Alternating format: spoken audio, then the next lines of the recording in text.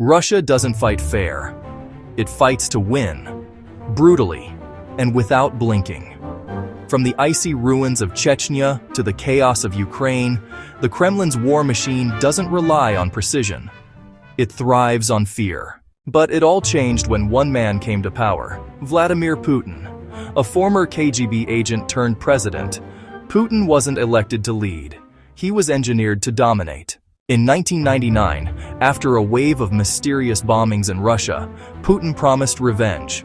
Within weeks, he launched the Second Chechen War.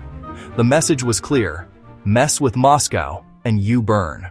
Russia's military doctrine: shock, chaos, total psychological warfare. They use mercenaries like Wagner Group, cyber attacks, propaganda, and disinformation like weapons. They don't just target armies, they target minds. And every time the world hesitates, Russia advances. Because while others play by the rules, Russia writes its own. This is how Russia wins its wars, and why the world should pay attention.